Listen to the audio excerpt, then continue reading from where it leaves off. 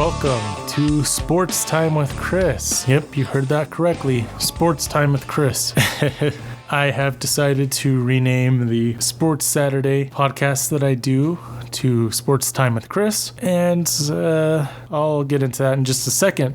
For today's episode, I'll be reacting to the 49ers loss to the Arizona Cardinals, giving my final thoughts on that game, and then I'll be previewing the 49ers at Seahawks game coming up tonight on Thursday Night Football. I also go on a little bit of a rant about Kyle Shanahan. So yeah, there's that. And like I mentioned just a moment ago, this episode's coming out on a Thursday. You know, obviously I didn't want to do a reaction to the Cardinals game and then a reaction to the Seahawks game 2 days after the 49ers play the Seahawks. It's kind of like I'm 2 games behind at that point. And this is something I've been kind of just toying around with the idea of having multiple episodes throughout the week, splitting them up. They'll probably be shorter episodes. And so I think that's what I'm going to be doing from now on, is just 2, maybe 3 short episodes a week. The first one will be a preview episode, which drops on Saturdays still. That will be the most consistent one because Saturdays I can definitely do, and I have figured out the formula to make that happen. And then the second kind of episode that I want to do is a reaction to whatever happened in the 49ers game. That'll happen a day or 2 after the game usually, with this week being an exception, being a Thursday night game. I'm not sure if I'm going to have an episode on Saturday. I guess stay tuned, subscribe,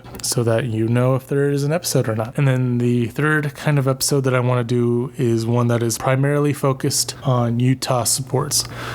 So that way I have 2 dedicated 49ers episodes and then 1 dedicated just to Utah sports. I actually just dropped an episode, I guess it would be yesterday on Wednesday, recapping the Utah Hockey Club's first ever game and their first ever win. So go check that out if you're interested in that. I'll also be covering the Utah Jazz, RSL a little bit, some college football, mostly BYU. And yeah, that's I think that's gonna do it for this little introduction. Let's dive right into this stupid 49ers loss against the Arizona Cardinals. Wow, what an embarrassing loss for a team with Super Bowl aspirations.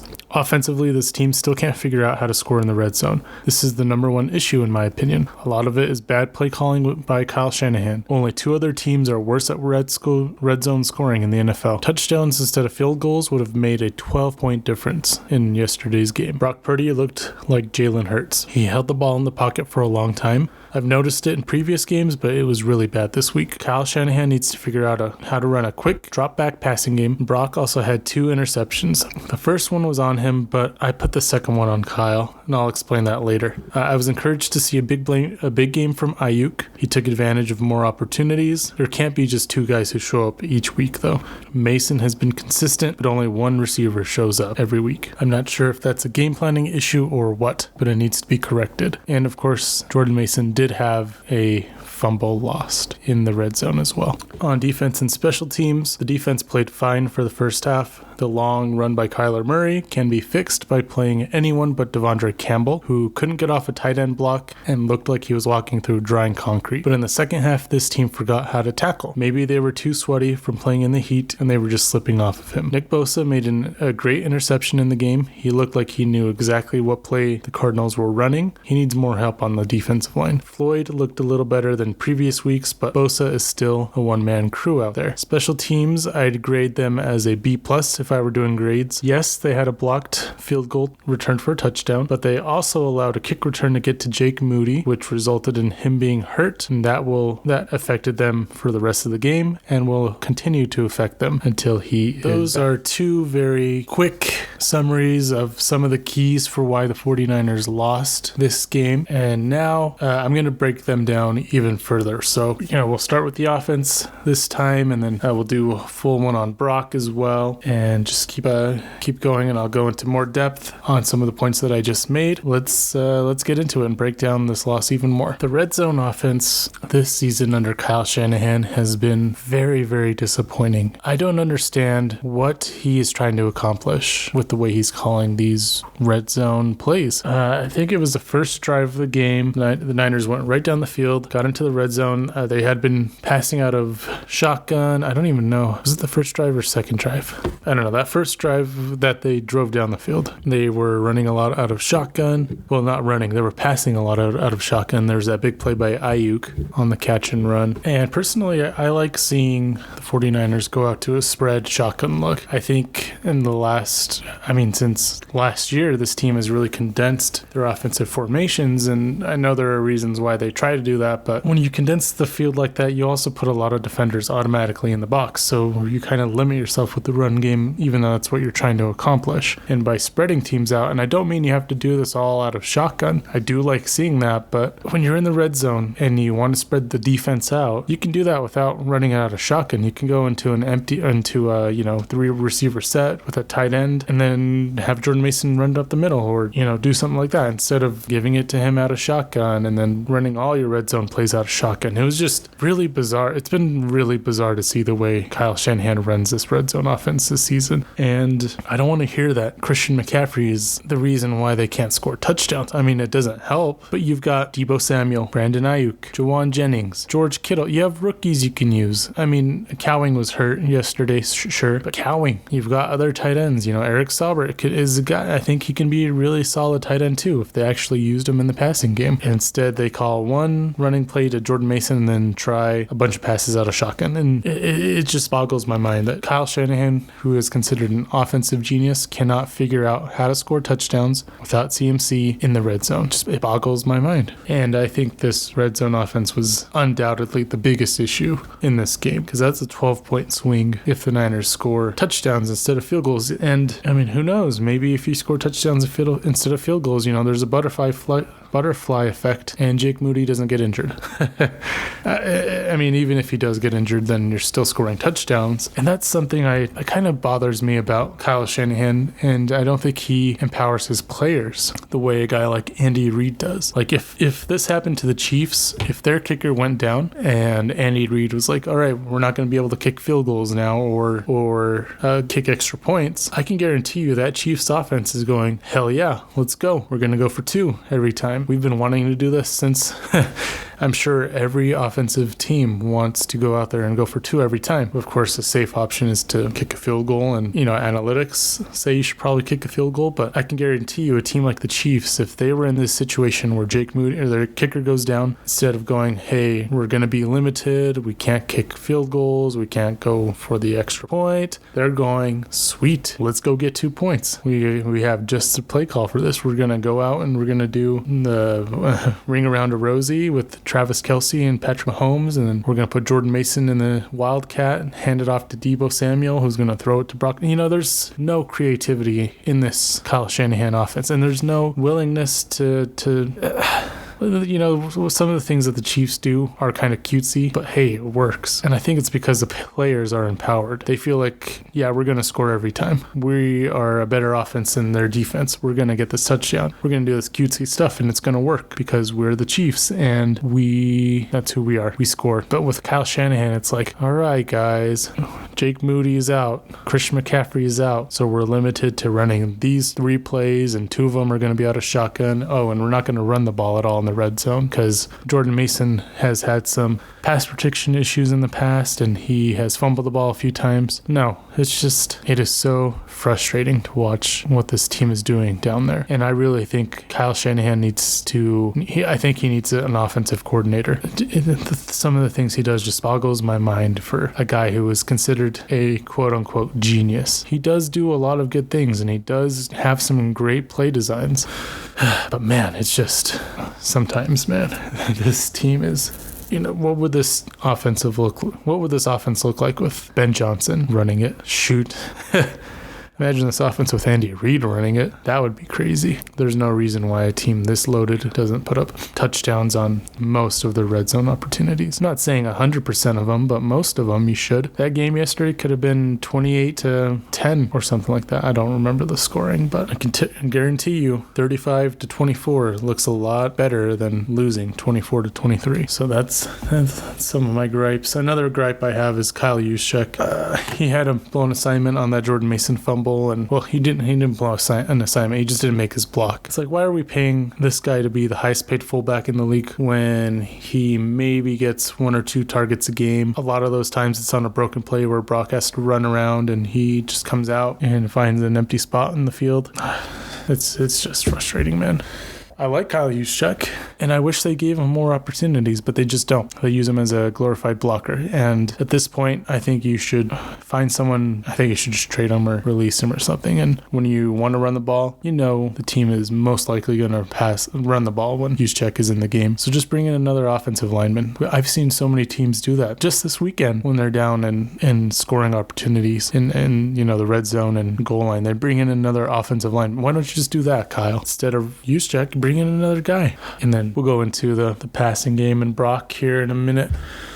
I don't know. With this much star power, with this much star power, it's just I don't necessarily want to get rid of Kyle Shanahan, but I do wonder how many other offensive coordinators in the NFL would have, what could they do with this offense? I mean, that offense last year was really good. I think undoubtedly that was the best offense, if not football team in the entire league. And they played like it most of the season. They didn't play like it in the playoffs they didn't play like it the entire playoffs. They played like it when it mattered in the NFC title, in the divisional and the championship game. In the Super Bowl, they didn't play like the best team in football, but that offense, with how stacked they were last year, should have been a record-breaking offense. It could have been, maybe not maybe not record-breaking. Pretty close, though. Maybe they wouldn't have thrown 55 touchdown passes like Peyton Manning's offense with the Broncos, but I think they could have done so much more last year, and last year was their best chance to win a Super Bowl. And this year, I thought they were definitely going to take a step back and have them losing in the divisional round. If you haven't looked at my NFL season predictions episode of this podcast,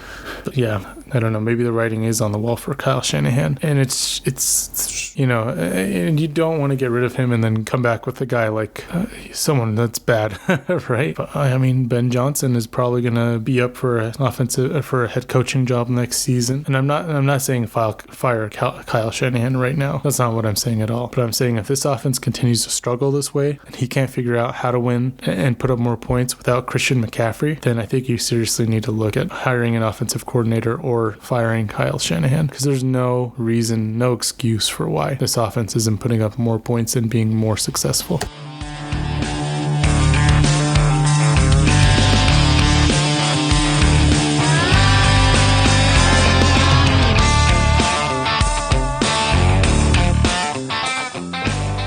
Well, that is enough ranting about Kyle Shanahan, and it's time to move on and look forward to the 49ers versus Seahawks matchup. Let's get into it. 49ers at Seahawks. I think this game comes down to who wants it more. It's not going to be about who has the most creative plays or who has something up their sleeve. It's going to be about the team that goes out and doesn't make mistakes. Both of these teams are coming off losses that they shouldn't have had. I think the Niners and Seahawks were both looking forward to this matchup, and it impacted both of their performances on Sunday. It's early in the season, but they're playing for the NFC West in this game. Both teams are going to come out fired up. What I want to see from the 49ers is a team that protects the ball, scores in the red zone, tackles, and acts like the bullies that they have been over the last few seasons. Like I said, this game is going to come down to whoever wants it more. For the 49ers, this is going to set the tone for the rest of the season. Are they for real?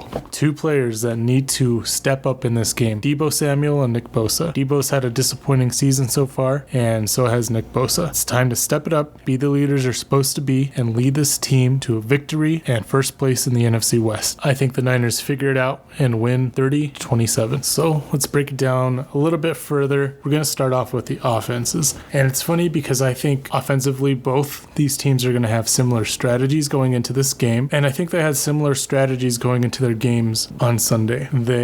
I think they knew coming into Thursday, with it being a short week, they wanted to come out and run the football. Both the Niners and the Seahawks, that's their game plan. And for me, it's going to be about who is the most effective at doing that. The Seahawks actually, I think, lead the NFL in passing. So going back to what they do, I think what they do best is running the football. And with Kenneth Walker back there, there, anything is possible. That guy is a beast, and the Niners have had tackling issues over the last few weeks. So I really need to see that cleaned up on the defensive side for the Niners. Just way too many missed tackles. Devondre Campbell looks slow. I want to see a younger guy take his spot because I'd rather see a fast young guy go out there and make mistakes than an old slow guy who either he's making mistakes or he's just too slow to function on that defense. So that's what I want to see. And for the Niners offensively, I want to see them run the ball effectively as well. They didn't run it nearly enough last week, especially when the game was on the line.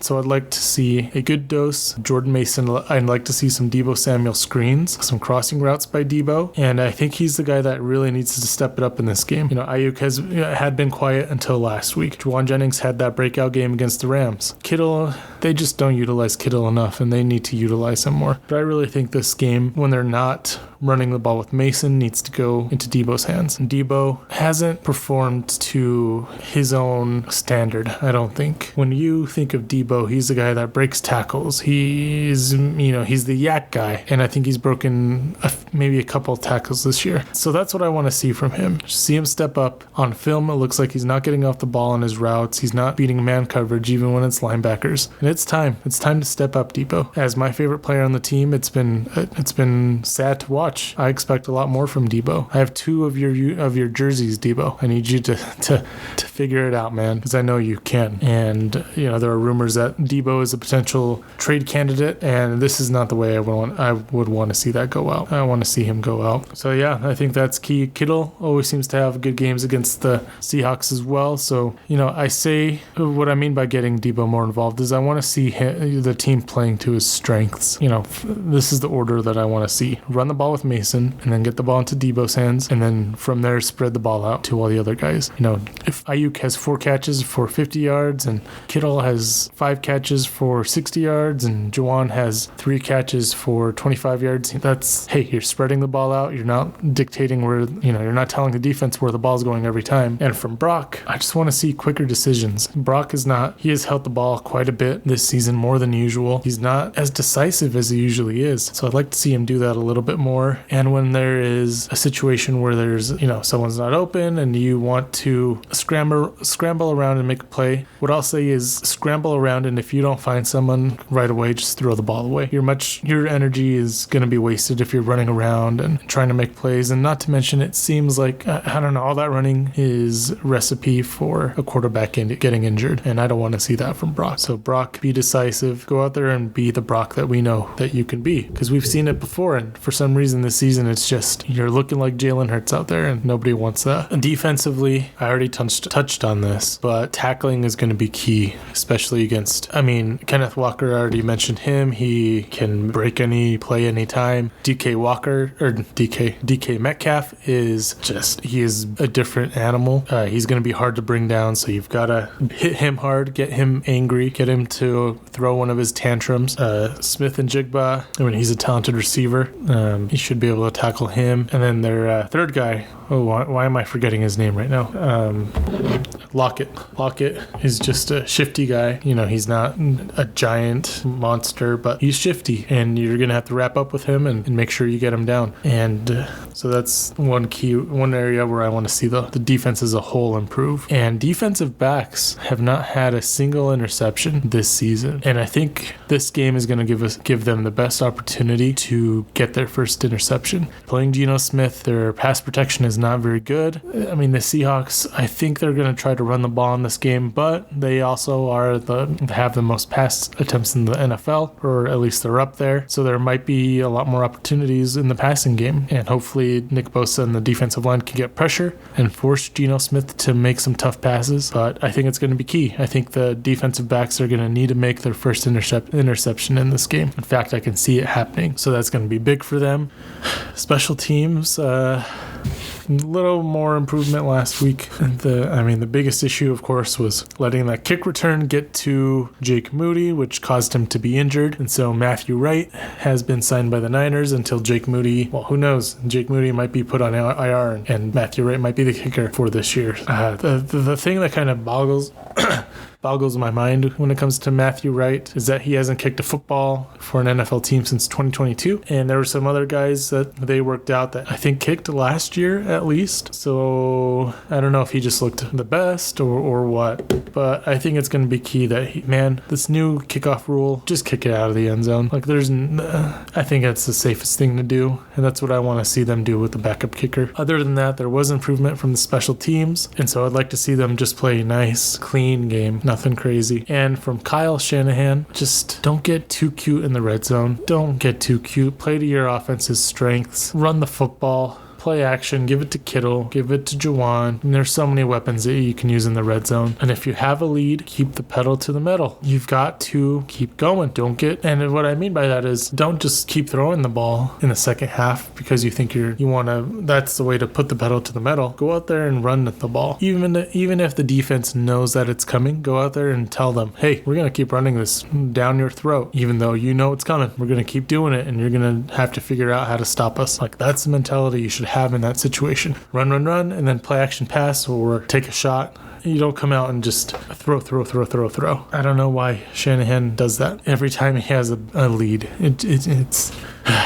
So that's what I want to see from Shanahan. Just don't blow another 10-point lead. Like I said, I think it's going to be another close fought game. 30-27 for the Niners. It's going to come down to whoever wants it more. And the Niners, if they truly are a Super Bowl caliber team, I think has to figure out how to win this game. You cannot go into the game against Kansas City at 2-4 because, Kansas City is looking really good. They're undefeated at this point. This is the time to set the tone for the rest of the season. A 3-game losing streak at this point in the year would be disastrous for the 49ers. So if you want to go out there and show that you are a Super Bowl caliber team, win this game. Even if it's a close, grindy game, you have to win this game. Anyway, that's going to do it for the 49ers versus Seahawks preview. I'm sure some of you can sense the frustration in my voice this episode. I think it's frustrating just because this team I know has the talent, the know-how to be a top contender, especially a Super Bowl contender in the NFL. They were there last year, and the team isn't too different from then. And so it's frustrating just to see them lose these close games, especially to teams they shouldn't be losing to, and knowing that they are more than capable of winning these games and winning them handedly. And